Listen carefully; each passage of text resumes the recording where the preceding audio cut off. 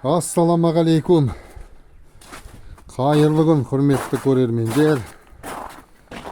Дендеріңізге саулық, бастарыңызға амандық тілейміз. Сіздермен ауыл тынысы арнасы. Бүгін күн сейсенбі, 24 наурыз 2026 жыл. Келіп жеткен жаңа жыл құтты болсын. Наурыз мерекесі, жаңа жыл. Әр отбасына құт береке әкелсін биылғы жыл. Ақ мол болсын, бар жақсылықты тілейміз. 22 күні шыға алмадық. Ештен кеш жақсы деп бүгін шығып отырмын. Ауыл тынысы, шүкір Алла, аманбыз. Бір Алланың арқасында аман есен жүріп жатырмыз. Ауа райы күн жылынды десем де болады. Жылынғанда жылу әлі қарға жетпей жатыр. Қар сол қалпында жатыр әлі.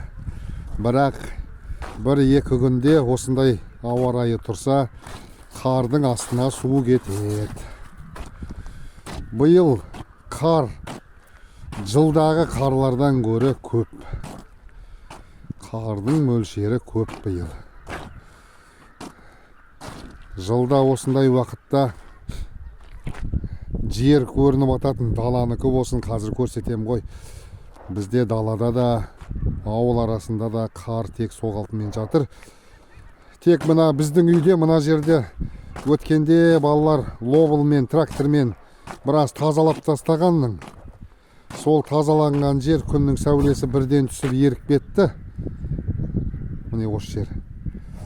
Бүгін міне мына жерді тазаладық біраз. Алып тастадық. Үйдің маңына су өте қатты жиналмасын деп.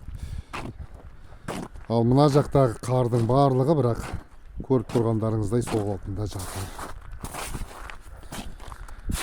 Ертеңдер осы жұма 10 градусқа дейін жылы болады дейді. Келесі жұма енді интернет өтірік соқпаса 20-ға дейін барады деп тұр ғой. Мына биылғы қалың қар оқыс ерігелі отыр. Енді оқыс еріп жатса, біраз ауылдарға жақсы да емес. Ауылдарды біраз қораларын болсын, үйді болсын, кішкене су басып қалу ықтималдығы да бар. Су кіріп кетуі де. Енді басып кетпейді ғой, бірақ су кіріп кетуі мүмкін. Сондықтан мына жерлердің қарын сырып тастап атқанымыз сол, алаң қайғып су жиналатын жерлерді.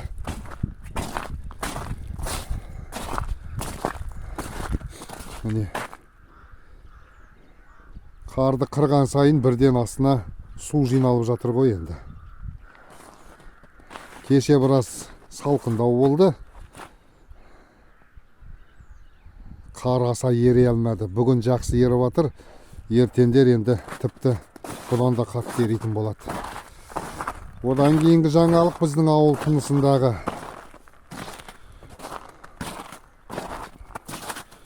Бүгін Павлодар қаласынан осындай 2 астау сатып алдық. Қалада, облыс орталығында бір жігіт осындай астау істеп сатады екен. Жайлауға деп, малдарға деп су ішуге 540-лық тұрба, соны 2 бөліп істеген ғой осындай қып. Ұзындығы 7 метр. Ұзындығы 7 метр. Диаметрін айттым ғой енді жаңа. 540. Осындай 2 астау. Біздің жақта енді науа деп айтады бұндайды, науа. Малға су ішетін науа малды. Бағасында айта кетейін енді. Бұл да керек нәрсе ғой. Мал ұстағаннан кейін бұл керек нәрсе. Біреуі бір науа 100 мың теңге. 200 мың теңгеге осындай 2 науа алдық. керек нәрсе, таптырмайтын нәрсе. Негізі бір дана алсаңыз 115 мың теңге деген, 115 мың теңге. Ал енді екеуден көп алсаңыздар, екеу, үшеу, төртеу, онда 100 мыңнан берем дегеннен кейін, әлгі бауырым, екеу бізге біреу жетпейді, екеуі енді 14 метр жетіп жатыр енді малдарға су ішуге. Бұдан үлкені қажет емес енді, бұдан үлкен болса, ертең су тұрған нәрседе астына кірі жиналады, оны төгу да қиынға түседі. Сондықтан осы 540-тық тұрбалардан істелінген осындай астаулар тамаша. Осы бір жаңалықтың бірі. Жайлауға енді дайындалып отыр. Күн жақындап келе жатқан сайын жайлауға да дайындалып отырмыз. Енді осы бір наурыз біткенше бір 6 күн бар ғой. 6 күнде мына қардың түгелі кетіп, су қалу, су болады шығар енді барлығы. Батып татыр міне қарға. Қардың астына су ақырындап кетіп жатыр. Шананы босаттық, өткенде көргендеріңіздей қиға тиеліп тұрған шананың күні биылғы жылғы бітті енді. Алла бұйырса келесі жылы желтоқсан айында қайтадан іске қосамыз ғой. Осы жерге әкеп атты доғарған екен, мына жерге аударып тастаймыз ғой енді. Мына талдың астына күннің көзіден. Мына қораның сырт жақтары ғой. Көріп тұрған шастар қар соқ altында жатыр.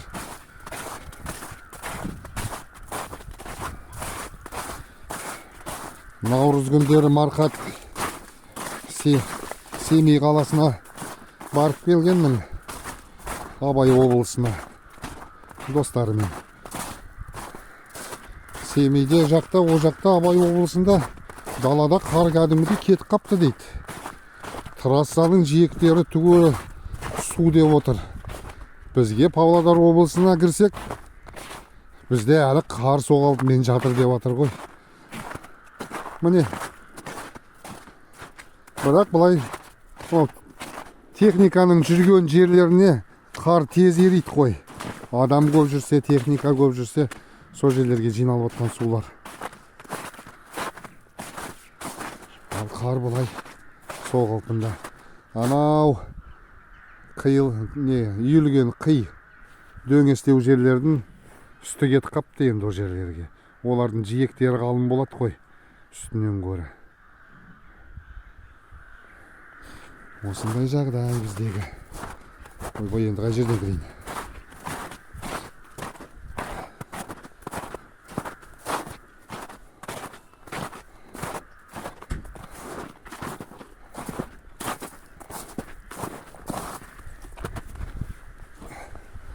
Балалар мына жерге су жиналып кетпесін қораның іргесіне деп. Ловылдың күрегімен қазір күн ұзарып келе жатыр. Қолдары бос болғаннан кейін осындай суларды да төгіп жүр.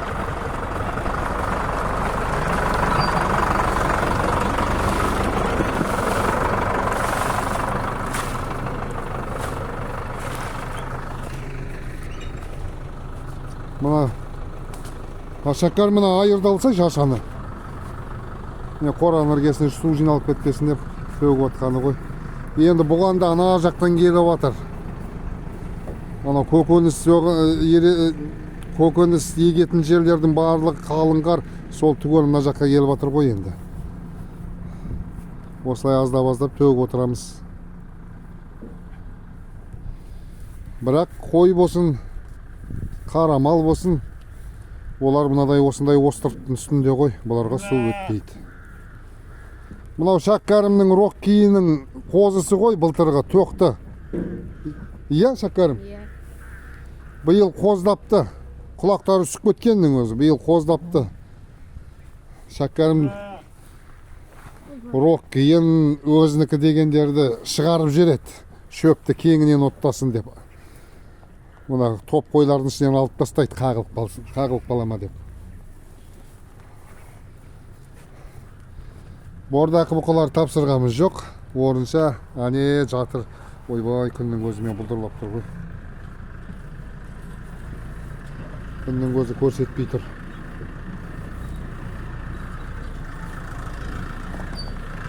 Мына жақта әне шалқасынан жатыр ғой.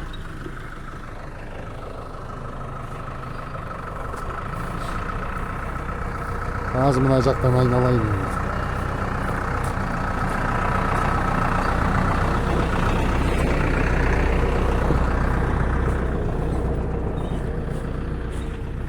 Рулондардың астына шөп кеткен жоқ.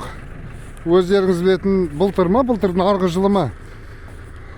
Мынадай шлак төсеп тастағанымыздың сол тамаша болды. Су кетпеді ғой.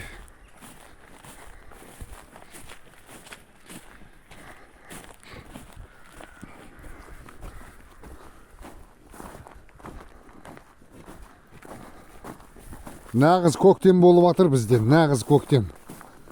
Жылғалардан су ағып, сай сала, барлығы су болады енді биыл. Күнді ашылып, кешеді күн бұлтты, тұман болған. Бүгін тек жарқырап тұр күннің сәулесі. Малдар міне, күнге қыздырынып, күйіс қайтарып жатыр көбі. Қорадан бұзауларды шығарып жүрміз. Күніне бір-екі бұзау, бір-екі бұзаудан. Бірден шығарып жүрмек түгелін деп.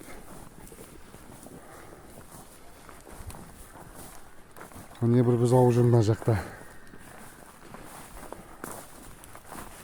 Бүгін вакцина әкелет қаладан. Кеш келетін болды. Негізі вакцинаны да тосын қырағамның көрсетем деп, қандай вакцина екен.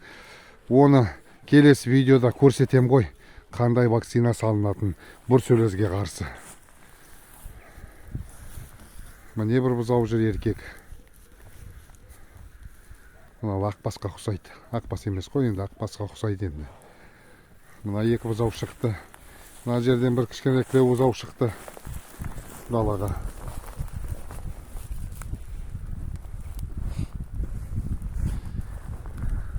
Бірден далаға шығарып жүрсек, қас түгел ойнақтап, мына жерде сиырлар да болармен бірге жүгіріп, азан-қазан қылмай, бір-екі ұшпастан шығарып жатырмыз.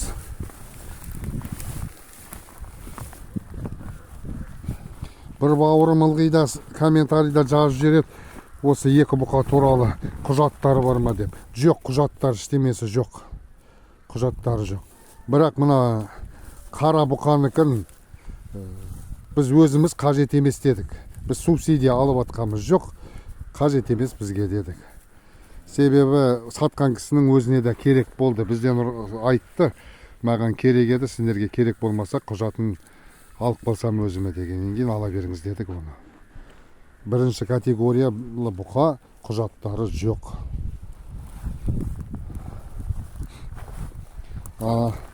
Мынау жүргенде де солай. Мен әулекөл деп бұны айта берем. Бұның негізі әкесі ангус қой. Шешесі әулекөл. Әкесі ангус. Оны тіркелушілердің көбі біледі енді.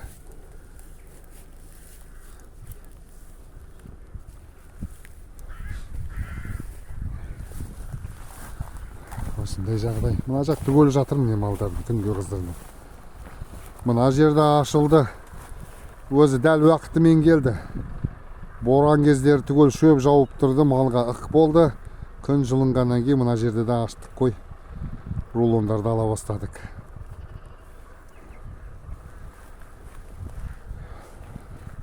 Шөп жеткілікті. Қалған шөп енді осы. Одан кейін мына жерде біраз шөп бар. Енді ол неге қой? Бұзауларға. Үйде бір 9-10 сиыр, сауынды сиыр қалады. Ауылда көшенің малына қосылады. Одан кейін соның бұзаулары қалады. Бір 20 басқа тарта мал үйде қалады, қалғаны түгелі Алла бұйырса жайлауға кететін болады. Бір 4-5 сиыр қалған бұзауламаған, өткенде айтқан. Олар әлі бұзаулаған жоқ. Бұзаулаған жоқ.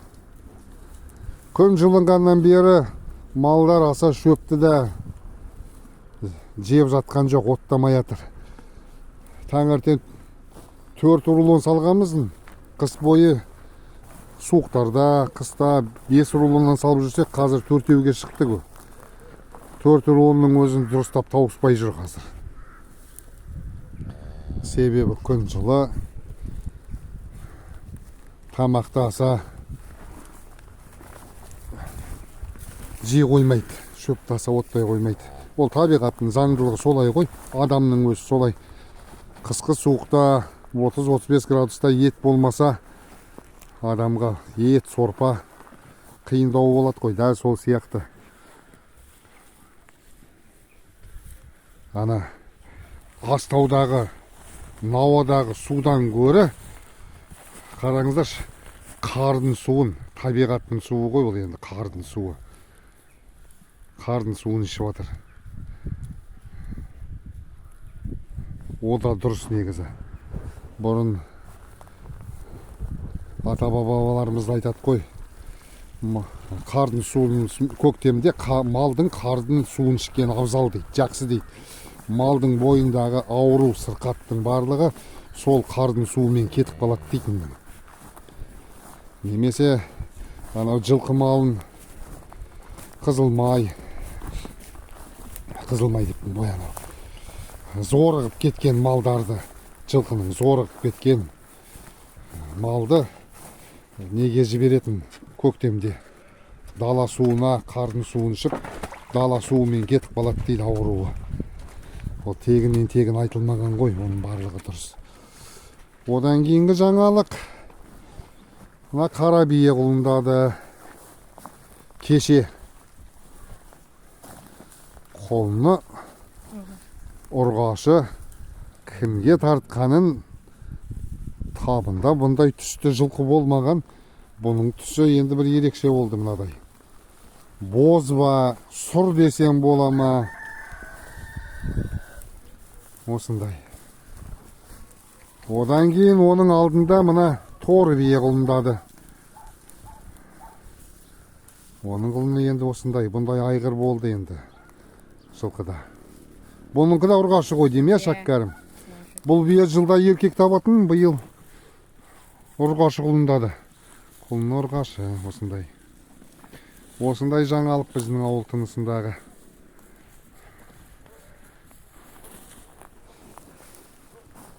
Кеше ғана. Кеше кешкілік қой, шәккәрім? Кеше кешкілік құлындады. Сауын жүріп атқан уақытта, сағат 7-нің кезі. Сол кезде құлындады. Ана тор бие оның алдында. Жарты күн бұрын ғой. Ендігі кезек қара биенікі. Қара бие енді кәрі сақа.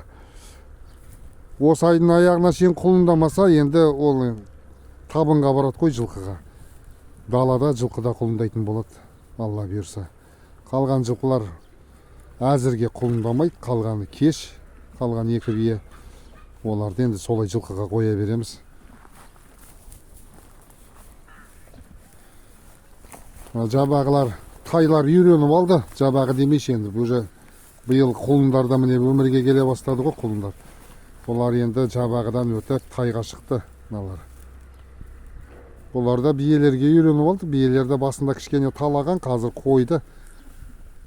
Жылқыда енді бөлінбейтін шығар, бірге жүретін болатын енді. Жүретін болады. Осындай жағдай.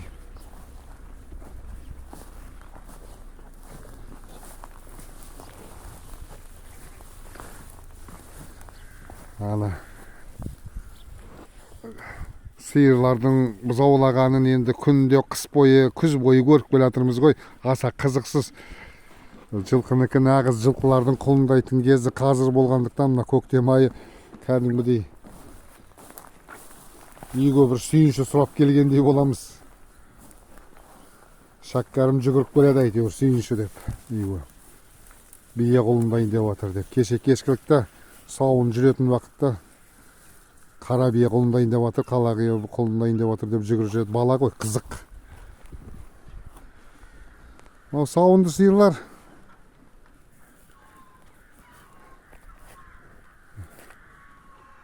Бұнда 7 жүр.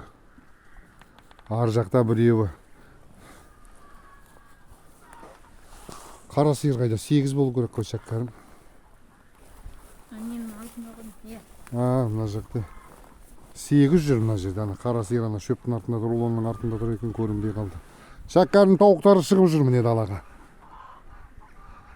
Шақырып жатыр әнек. Жұмыртқалап жатыр. Осы сиырлар ан жақта 1-2 сиыр бар, сосын ауылдың ішінде қалады. Үйде болады сауынды сиырлар. Жаңа айтқан сиырлар осы. Мына сыйлықтың жанына бір тоқтыны қосып қойдық. Сұр тоқты. Әне ана жерде тұр. Сыйлықпен бірге жүр енді.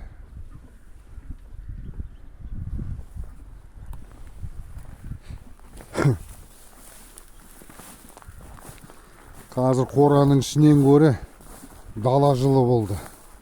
Дала жылы болып жатыр ғой. Сұңқар тұр.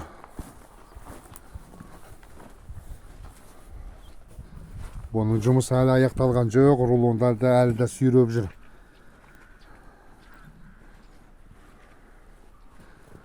Бұған да енді ер тоқым салынады. Бірінші күндерді малдарды далаға өріске шығарған күні салтатпен шығат қой сұңқармен. Мотоциклден гөрі сол кезде жылқымен тиімді.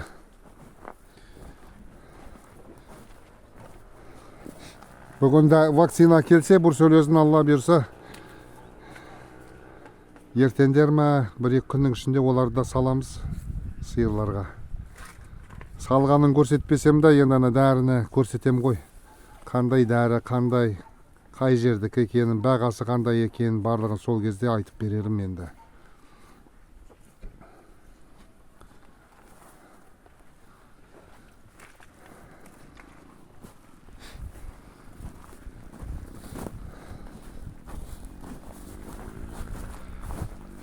Осы қораның ішімен өтейін енді ан жаққа.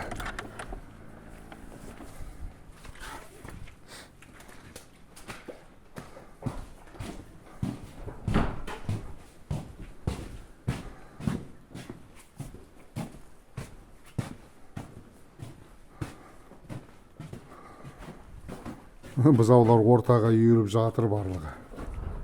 Демалып. Бұларды далаға шығуына аз қалды ғой енді.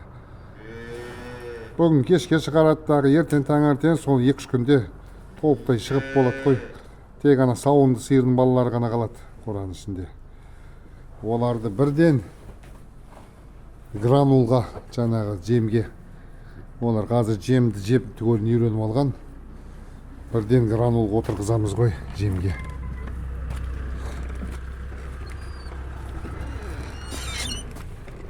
Міне осылай ағып отыр ғой су. Міне мына жақтан кеп. Бүгін аққаным аққан ба? Ертендер 10-12 градустар болғанда тіпті мүлдем ағатын болады енді. Бұл жерге жуын алатын болады судың барлығы. Оған ана жер тесілет. Көрсетіп тұрған жерлер. Сол жермен тесіп ары қарай далаға кетеді қой ағып барлығы сосын.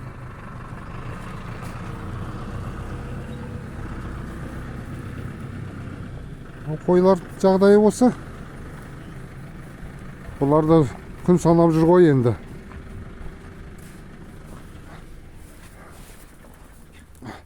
Қойлардың да күйлері түсті.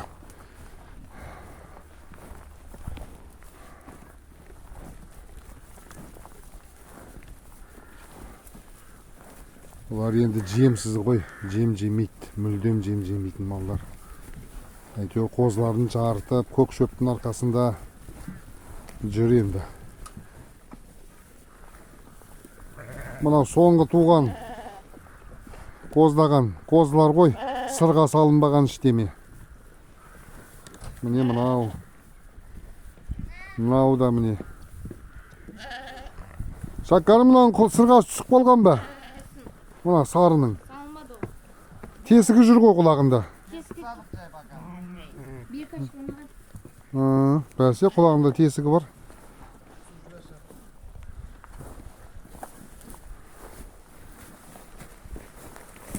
Мына қоз жақсы екен құйрықты, иә? Марқат, ана қоз жақсы екен құйрықты. Үсті жүні де жылтыр екен. Көрдің ба? Еділбайдікі ғой дейм, иә? Кетіп қалды. Сыйлықтікі ма? Қайда кетіп қалды? Міне жүр.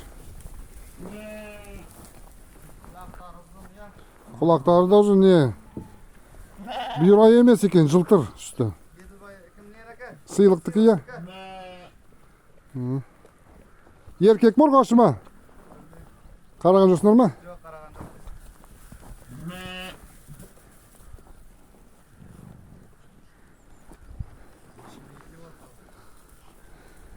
жоқпыз. Қораның төбесін қары қалды Марқат.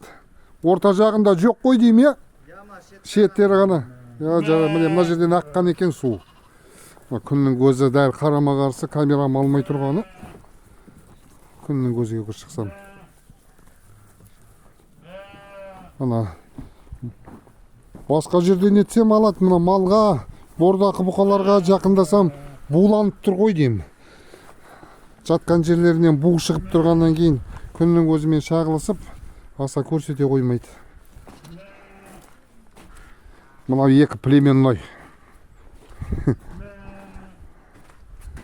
Бұлар да үйде қалатындар ғой енді.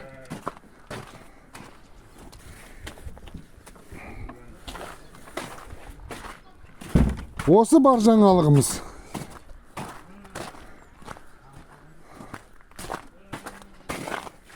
Жайлауға дайындалып жатырмыз. Мотоциклді ғана әлі әзірше дайындағанымыз жоқ. Шиттар реттеліп қалды. Ян жақта үйіліп тұр түгелі. Қалған енді жайлауға барып бірақ істейміз ғой. Жайлауға барып істейміз қалған. Сиырлар көкшепті жеп тұр міне. Жегендерінше жейді, жемегендері жатады деймін.